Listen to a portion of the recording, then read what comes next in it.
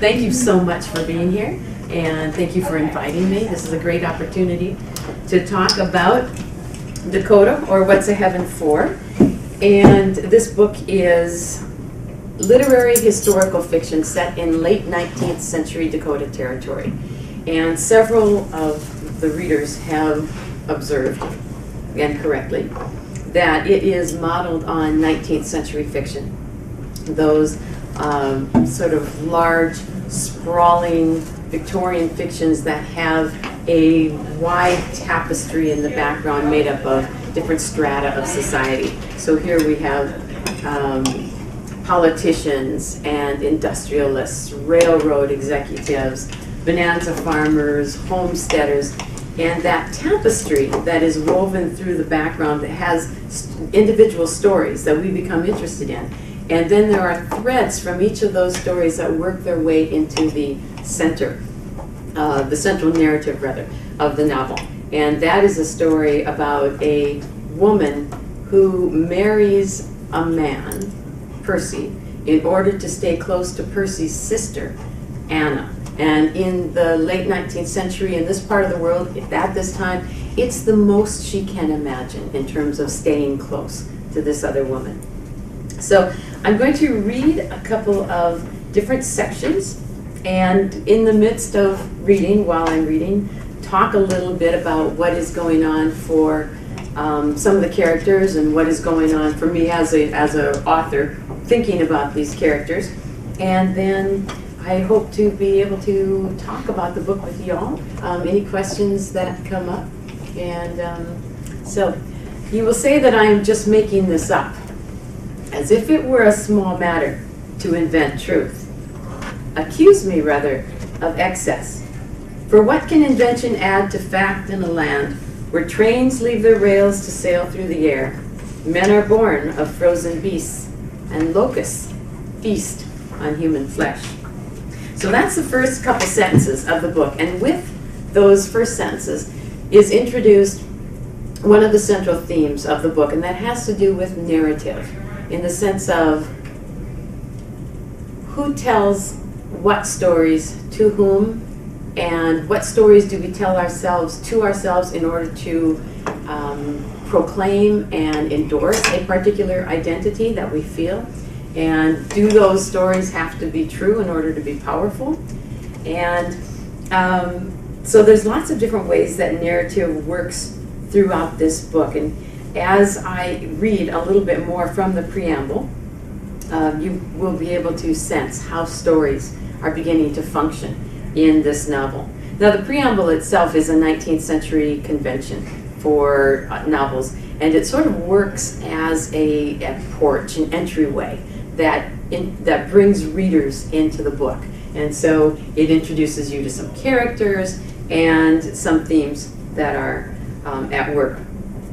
So, about the flesh-eating locusts. I have proof. Here is General Alfred Sully's report to the Secretary of War in August of 1864 regarding the carnivorous bugs. A soldier on his way here lay down to sleep on the prairie in the middle of the day. The troop had been marching all night. His comrades noticed him covered with grasshoppers and awakened him.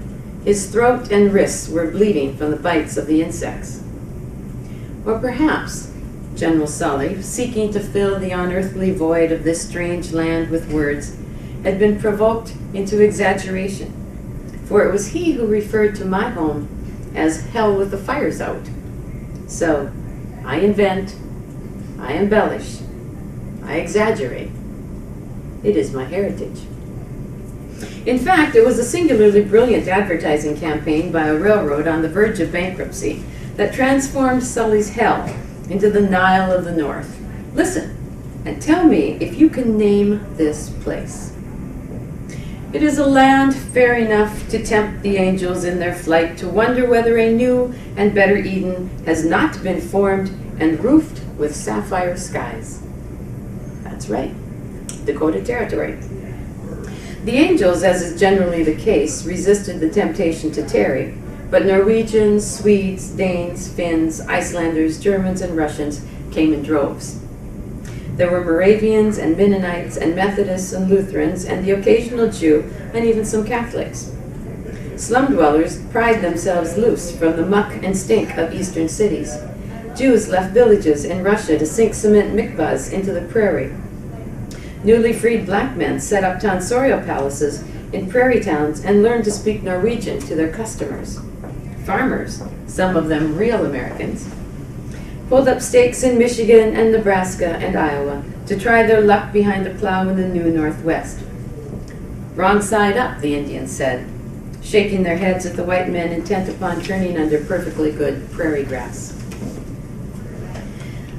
I could begin this story of an unlikely place composed in equal parts of excess and lack, those opposites so fully integrated into the regional psyche as to be indistinguishable anywhere, and too much would be left out.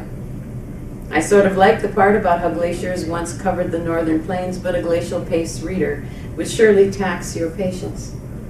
As for the millennia when Native Americans and their ancestors spent a few months of each year hunting here, that is not my story to tell.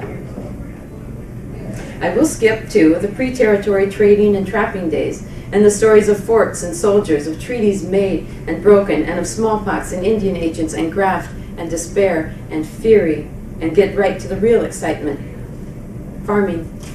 So as the preamble progresses, it gives a little bit of history, and very quickly I'll run through that.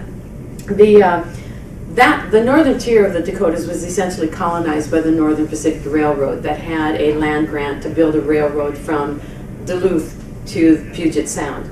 And it went bankrupt very quickly in Bismarck. Had no money, but it had lots of people with lots of stocks and bonds. So an executive from the railroad came up with this idea. Look, we've got these vast plains that we need to populate if we're going to have any market. And what we need to get somebody farming this land, so let's go to all those people, generally wealthy industrialists from the East, who have stocks that are increasingly worthless. Let them trade those for all this land under the condition that they've put the land in production. So what you ended up with would be some of the directors from the railroad, wealthy industrialists from the East, who would buy huge parcels of land in the Dakotas for maybe as much as 25 cents per acre. They would end up with 40 square miles of farming, bring in sort of a migrant force to farm the land, and then stay away. So they weren't really part of the community, but they had all this land. Now, interspersed amongst these, what was known as railroad land, would have been the government land that was being sold, being portioned off to homesteaders. So all of a sudden there's this huge conflict, class conflict, that gets set up right away. People who are absent with a lot of money and a lot of land, people who are living on the land trying to make it without much money. Having 160 acres would have been, which is 1/4 of a square mile. So this gets back to that sense of narrative, because the Dakotas are not necessarily an easy place to live. But Dakotans love to tell themselves the story about how hardy we are. You know, nobody else could live here. We're the only ones who can live here. And so there's a story sort of helps people to live in that particular place. So I'm going to pick up on the top of page 4 for those of you who have a book there. The advertisements about the Dakotas that told the truth about the fertile land of the Red River Valley of Dakota Territory, about the miracles of sunsets that set the prairies ablaze with color, the blue skies that clapped the land with clarity, the peace of space. But they hadn't mentioned the wind, or the dust, or the hail, or the tornadoes, or the locusts. A sea of grass did not translate in the emigration leaflets into no trees. And few could imagine the cramped isolation of a 10 by 12 foot shanty on the Dakota prairie. Inside, no privacy. Outside, no neighbors. The settlers discovered soon enough that there was no market for their wheat nearby, and unlike the bonanza farmers, they did not get special transport rates from the railroad, or special storage rates from the elevators that were owned by the railroad. They did not receive rebates from the milling companies. They paid retail prices for their machinery. Their interest rates from the banks in the East were high. 20% was not uncommon. So they told themselves the story. They were special because they could live in this place of wind and dust and hail and tornadoes and locusts, despite the railroad, the milling companies, the implement dealers, and the bankers. The story gave them back their independence. That narrative of independence remains as powerful, as false, as necessary as ever in the Dakotas. It has become our fetish, replacing the lost object of desire, the impossible place that never was. You have been told that there is nothing there. I tell you, there is too much. Even when there is nothing, there is too much of it. And who am I? I'm an old politician, pretty close to honest, and I know the stories of this territory from before there was such a thing. I am the land commissioner for the Northern Pacific Railroad, in charge of the Land and Immigration Department. Sometimes in my dreams I wear a robe and flowing beard, and behind me the multitudes flow towards this land of milk and honey. I am a Scot from Ontario, and I have come to this land to chew it up and make myself fat. Someday I will be called the boss of North Dakota. I am just a girl from Norway. I am Frances Louise Houghton Bingham, daughter-in-law of John Bingham, wife of his son Percy, friend of Percy's sister Anna, and I mean for this to be my story. It too is a story of what a woman's patience can endure, as well as of what a woman's resolution can achieve. As to whether that refers in this case to one woman or two, you will have to make up your own mind. And so, reader, to Frances, alone in the bedroom she shares with her husband in his father's home in St. Paul, Minnesota. It is January of 1874. There is a photograph in her hand. So with that, you get the sort of the porch, as I said, the introduction into the central story. And much of the story is going to follow this character, Frances Houghton Bingham, who is not necessarily nice. She does things she ought not to do, but I really hope as readers read her that they end up sort of liking her and thinking, yes, you try that. Now, one of the things that happens is that John Bingham, her father-in-law, becomes a bonanza farmer, moves to Dakota Territory. Her husband, who wants to be a journalist, moves to Fargo, and leaving the women, the sister and sister-in-law, Frances, my character, and the object of her affection, Anna, behind. And pretty soon, they decide that it's time to bring the women out west to see the bonanza farm. And the part I'm going to read from now is the very first time that Anna and Frances, I'm on page 131, it's in the chapter in which the women go west. And this is as they are going to the Dakotas for the very first time on their own. Fatigued by her mother's final illness, death, and funeral, by the business of closing up the Summit House, and packing for a 2-week visit to Fargo, by the almost 20-hour trip, Anna had finally given in to the locomotion's lulling rock.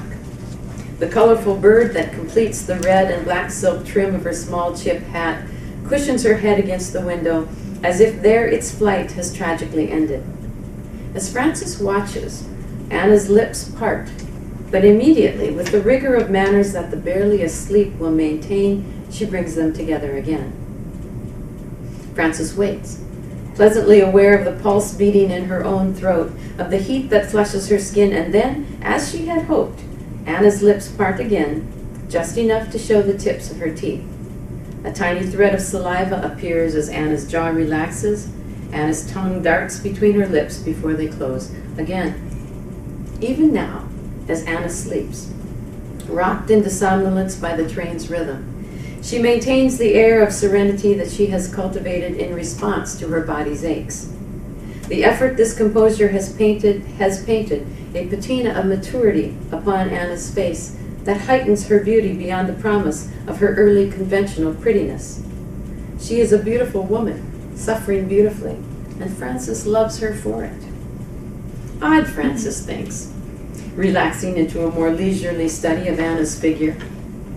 How the absence of the other Binghams, consistently of John, frequently of Percy, and now permanently of Anna's mother, Rhoda, has made it less easy for her to openly observe her beloved. Whereas triangulated conversation allows for the casual study of another, a tete-a-tete calls for strict policing of the gaze, directed toward the eyes, always, forbidden to drop to the full lips, the swell of the breasts, the curve of the hip, the ankle. So here, on the final stretch of the long train ride on a warm August day, Frances takes advantage of the opportunity to look, just look, and dream. Rhoda Bingham's death has cemented the women's relationship in a way that Frances could not have anticipated. So I'm going to skip a few paragraphs because then Frances begins to think of something in the past, and I'm going to keep on going with the present here. And still, Frances thinks, her focus for the moment on Anna's hands primly folded on her lap, she is not satisfied. She wants more than the love and affection that Anna so willingly offers her friend and sister-in-law. She desires the unknown, and that is hard to come by. This, Frances thinks, silently addressing her sleeping companion, is where we differ. You, Anna, are satisfied to be, and I am desperate to become. But become what? Frances chuckles to herself, thinking, I am become Percy. That's what, with my head in the clouds and my mind filled with if, well then, if what?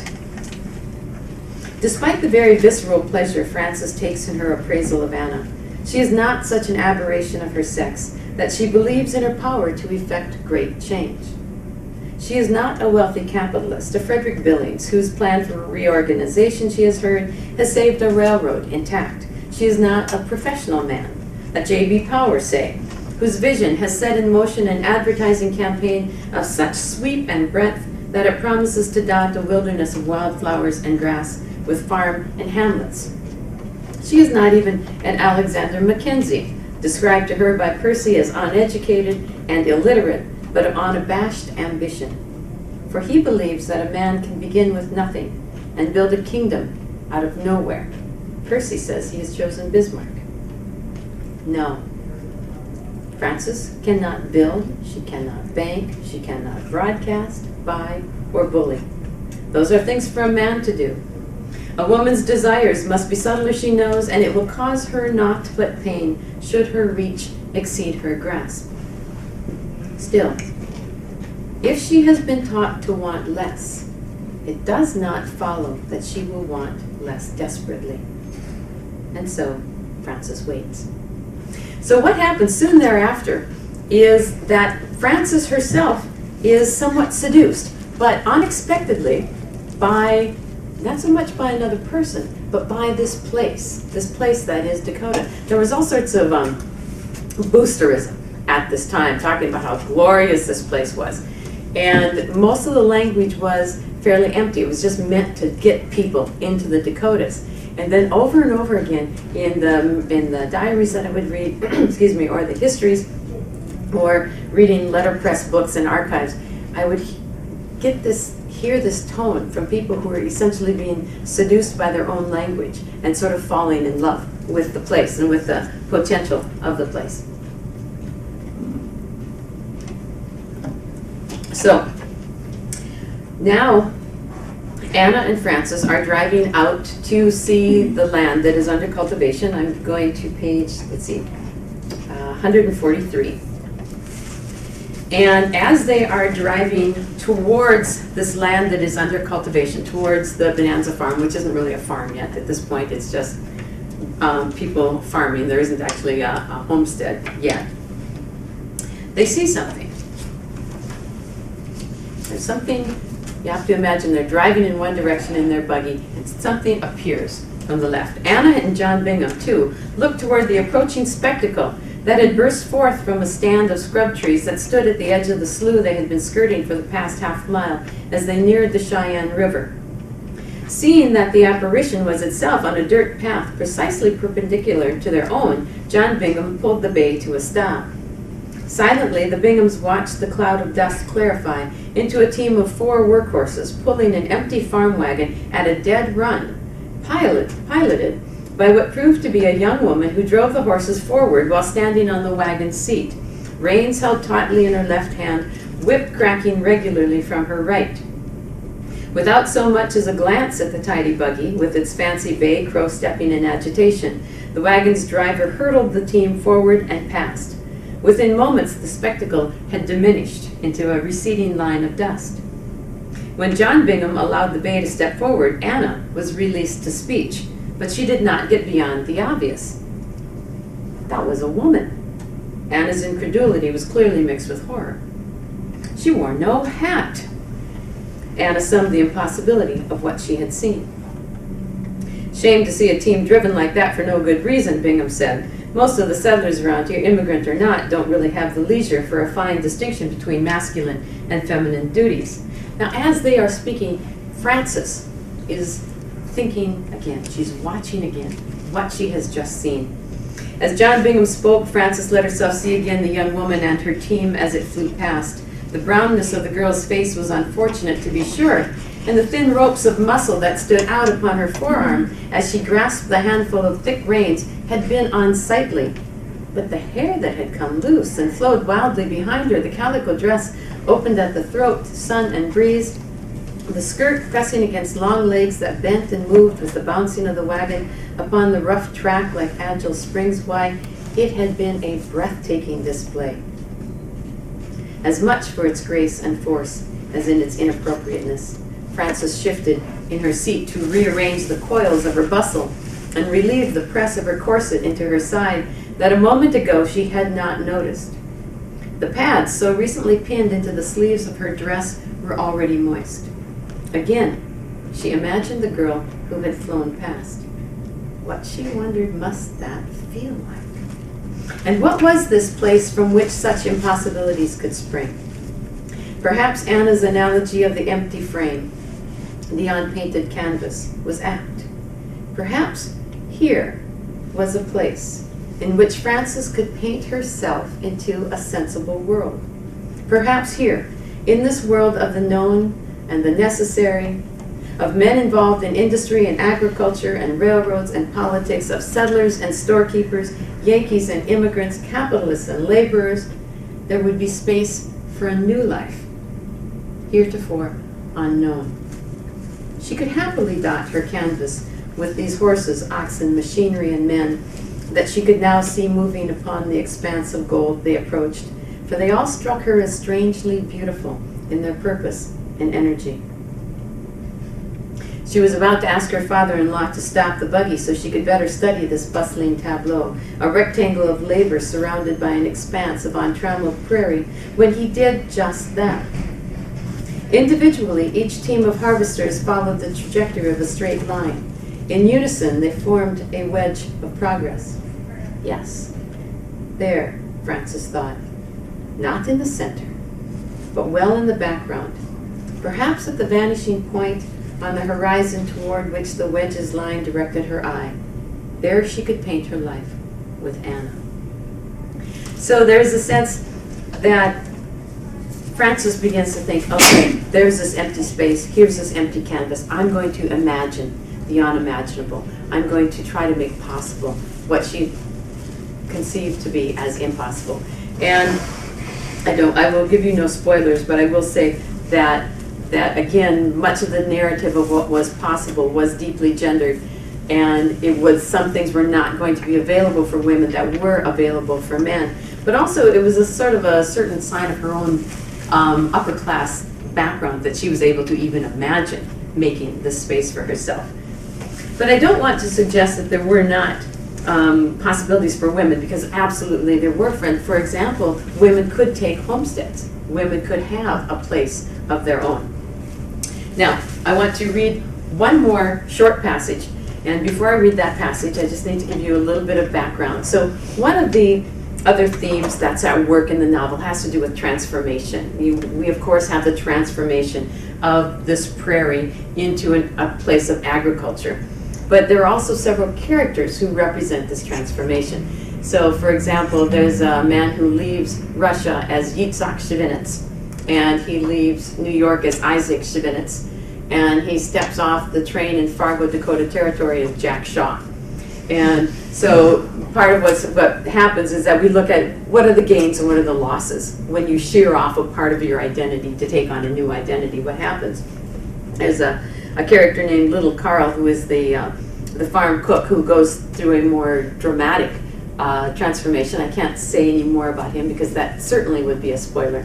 And then there was another character, Kirsten Knudsen. Now Kirsten was meant to be a peripheral character who sort of represented that transformation from young immigrant girl to American woman. And Kirsten just grew and grew and grew as I wrote. Now partly it was because I gave up drinking caffeine about 10 years ago, but I discovered with Kirsten I needed to drink caffeine to do her voice. And so maybe I was just allowing myself more caffeine than I was used to. Or maybe there's something about that caffeine that made me write more. I don't know. But her voice just grew, and it became more and more important to the center of the book. And the book is written in third person, but Kirsten's voice was always in first person. I always heard her speaking, I this, I that. And I thought, well, I'll just go with the voice that I'm comfortable with. And then when it comes time to finish the book, I'll transfer her into third person. How hard can that be? Impossible. She was just the person in this book who was going to be I, first person. And it took me years to figure out why that made sense. I think authors don't always know why they are doing what they are doing. But it makes sense that Kirsten speaks in the first person. And so this is just a little bit from Kirsten's voice. I'm on page 157, from the chapter in which Kirsten begins to learn about love. And one of the things also about Kirsten is that one of the joys of writing her is that this book takes place over an 8 or 9 years of time. And if she is a young immigrant girl becoming American, her language has to constantly change. And so this was one of the challenges of writing the book, was to make her sound like she had taken on more language with each year, and she loves language. So, Kirsten Knudsen. Kirsten Knudsen, Kirsten Knudsen, Kirsten Knudsen. That is my name still, and I hope it always is to be. More, which is Norwegian for mother. More says it is different I will feel someday, and all I can say is that I will have to feel very different than I feel now if I'm to feel different about that someday. And if I do feel different, and that is, as Mrs. Harkness, my teacher, said last October when I asked if the Sullivan boys would be coming back to school, to be neither encouraged nor anticipated, I do not think that I will feel like being Kirsten Rolfsrud. That is the name that is on the paper that I am putting into the firebox of the stove when Moore comes through the door with a load of kindling that my sisters Haldis and Guri and I are all the time to pick up in the trees by the river. Now, why do I have such a piece of paper? Did I write it myself? Yeah, well then, you would not ask such a thing if to look at the writing you did. Mrs. Harkness says that for writing I have the finest something, it is a long word, of all her students. Her students know more, that is, although some will be, but not me, because this year Mrs. Harkness is to teach in her own home in Fargo, and that is too far for me to go every day. And of school I've had enough, Father says, because I am a girl and almost 15 years old. Ole, he says that it is not a real school anyway, and that there is a real school in Fargo now with a real teacher, a Mrs. Giddings, and that Mrs. Harkness is, oh, never mind what Ole says. It is not always so nice, and that is not the point. The point is that the name Kirsten Rolfsrud on the paper is like one of Moore's hens got a pencil in its beak and then tried to stab a bug with it and kept missing. And I am saying right here and right now that every single one of Moore's hens is with more sense than Halvor Rolfsrud, who is the one to write that name and then hand it to me when I am walking out of the door after hearing Per Rolfsrud's Sunday morning sermon. And that is, as Mrs. Harkness would say, taking the undue advantage. And that means, I think, to do something that the done to would like to undo. So that's Kirsten, and she's a lot of fun to work with. And again, she ends up being one of the, just a fairly large figure in the book when she was just supposed to be this girl off to the side. So that's the reading, and I would love to answer any questions that you guys have or to talk about this book. Anything? Yeah, where did sort of, clearly landscape and geography is really rooted here. Is that where the story started for you? Was it with the land or was it with the characters? That's a great question. I think that if you are a Dakotan and you are writing, it's a given that you have to write about land. That it is so much a part of our psyche. And I know there are lots of sociologists, psychologists who sort of argue against the notion of a regional psyche, but I think absolutely there are different regional identities. Yeah. We are formed by a space as much as by people.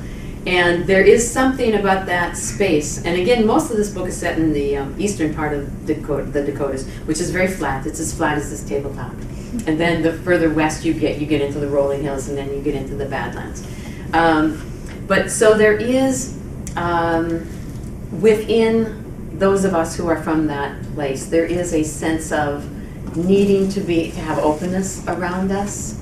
And for example, often you will notice how people have different spaces around them when they talk. And a Dakotan will always have about an arm's length. And if somebody moves into that emotional space, they'll just keep moving. They'll just keep moving back into the corner. And so there's this emotional space that reflects the physical space.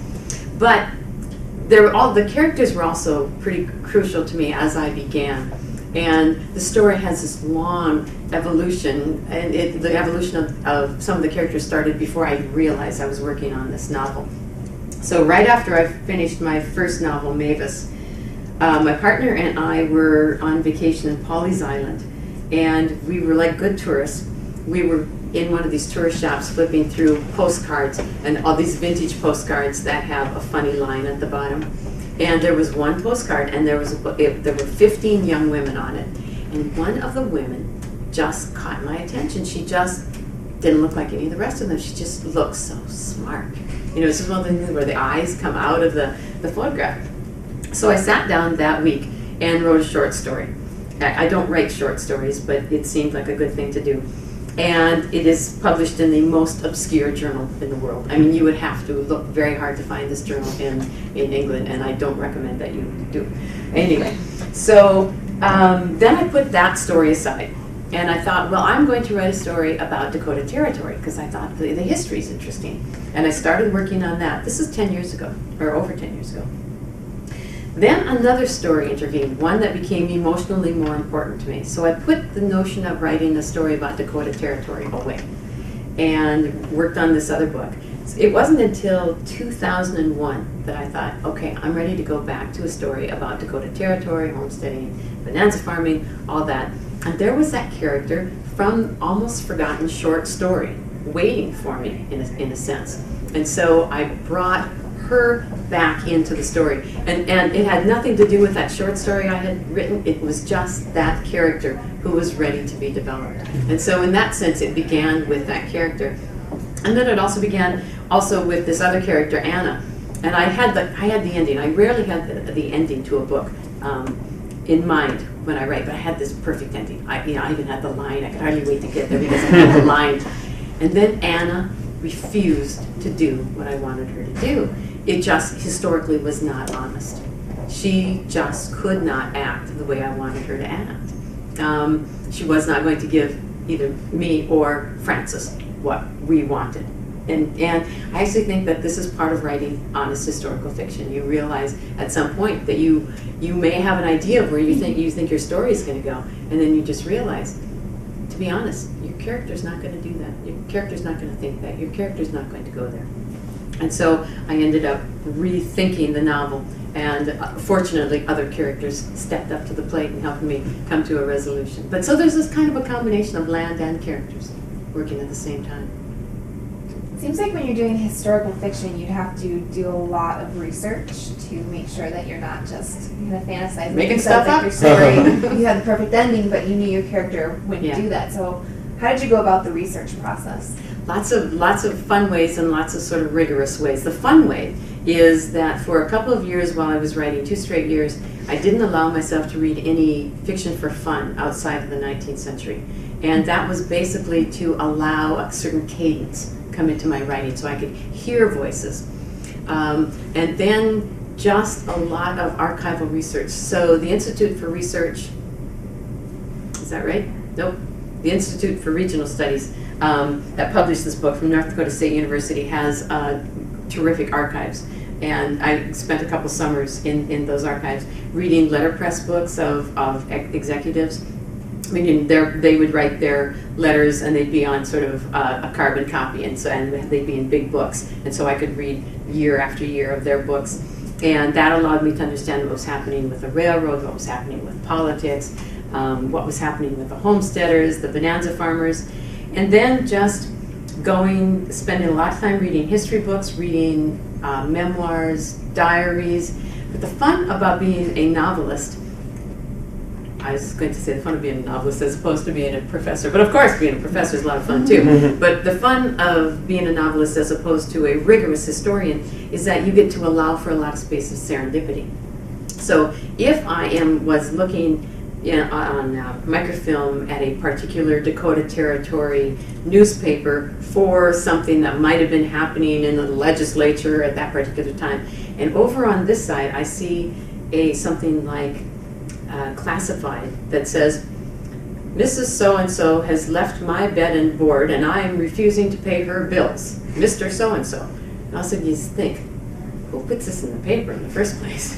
and secondly, what's the story behind this? And so all of a sudden, I may be paying attention to what's going on over here, but I'm copying this down and thinking, is there a place where this will work in my novel? And often answers to plot problems I found serendipitously through just flipping through journals or newspapers or things like that.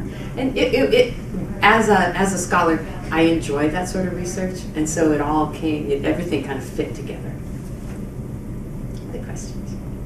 How do you go about getting your book published? Like, did you say the North Dakota State University Institute for Regional Studies? Thank you, I got it. So did they give you a grant to start this, or did you finish the book and then go to them, or how? It actually backs up a little bit, because my first novel had been published by a mainstream New York press. My hope, of course, was to go back to them, because that's where most of the marketing will be available. But my agent, first you have to have an agent. You have to have a literary agent in New York, and for this type of book. But my agent wasn't able to sell it to one of the New York houses, and I kept getting this thing over and over again, which was, I love the story, great writing, great characters. We've never read this story before, but we don't know how we would market it to a wide audience, because they have jobs to keep, and all has a lot to do with selling books. Which in some ways is too bad, because there are a lot of really good books that aren't making it, into that bestseller range. Anyway, so then I said to my agent, let's try university presses, because it is honest historical fiction, and it is literary historical fiction. So I think that the university presses would work. I actually went to undergraduate school in North Dakota State University, so my agent was able to talk to the people back there, and I was able to talk to them, and they were thrilled. They have actually been thrilled to publish this book, and have done just a gorgeous job with it. And there's actually something kind of positive about not having a mainstream New York house, which I would not have complained about, don't get me wrong. But if a book is published, say by Random House or Knopf or Holt, something big and splashy, it doesn't have much time to make it on the bookshelf. And we all know the bookshelves are sort of disappearing. And so there's a sense that you make it right away or you don't. But the joy of having a university press do this is that they're in it for the long haul. And so there can be this sort of grassroots understanding that there's a good book out there, and that word of mouth still does sell books and still does get enthusiasm going. But also I'm lucky that I have an e-publisher, and so people who do not have access to it's available on Amazon.com too, but who don't want to buy a hardback can get it on any e-reader, which is a useful thing these days too, when bookstores are sort of disappearing. Anything else? So who do you feel like were your biggest or are your biggest mentors in the industry? I don't know that I actually have mentors in the industry. I have people who have been very, very good to me and helpful. I'm one of these writers who does not really like to share work while I'm writing. I want to be as done as I can get before I actually show somebody. And then a process of revision always happens. The agent says, well, my agent, when she first read my book, which was 200 pages longer, she said, you have two wonderful books here. You have a history book and a novel. Which one would you like to publish? And so then it comes back to me and I have to get rid of 200 pages, which was probably a good thing to do. Broke my heart, but I did it. Again, it was a good thing to do. So then there's that sort of revising going on, and editors will ask for revising. But for the most part, I want to, it's not so much that I only trust myself, is that I don't trust that I won't take advice that isn't good. I really trust readers when they talk to me and they say, well, this didn't work, this could have been better. And I think, okay, I have to change this, I have to change that, I have to make this better. And then a part of me thinks, but is that true to the book itself, to the heart of the book itself? And so that's why I work mostly on my own. But there are people, say, people at the University of Michigan, like Peter Ho Davies, was good enough to write this lovely blurb on the background, on the back, comparing my book to George Eliot's Middlemarch.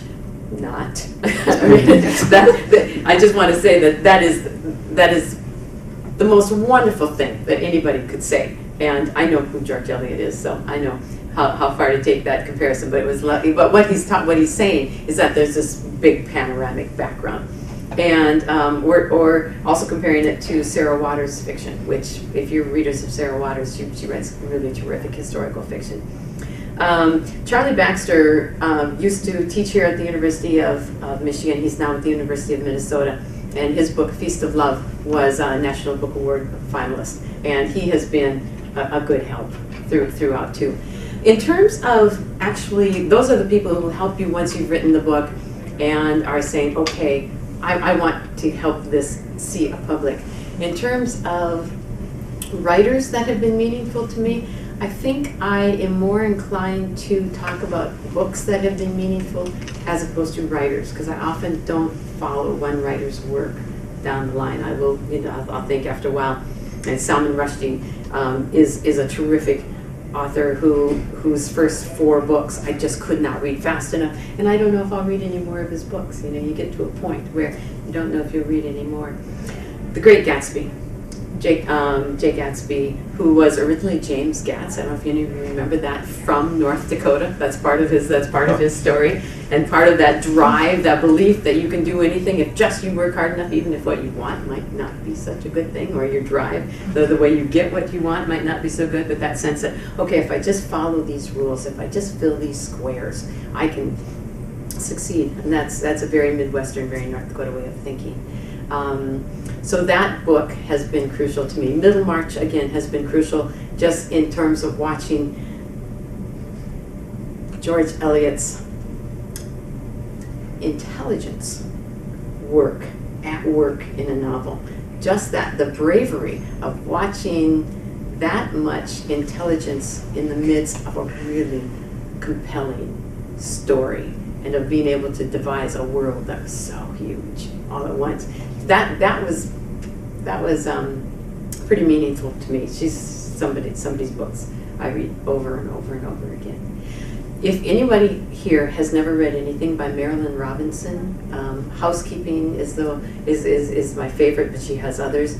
That's a book those are books to run up and get. And again, she has been an influence, I would say, in the sense of, again, what quiet intelligence can do, and how much you can just fall in love with certain characters. It's just Housekeeping is just a small book, but it is so beautifully written. I mean, I'm doing this advertisement for Housekeeping, but it is so beautifully written that it almost scans like poetry, and yet it is smart and it is funny, and it is just it's just the book I think everybody ought to be reading. Anything else? All right. Thank you so much. Yeah, this is really great. Thanks.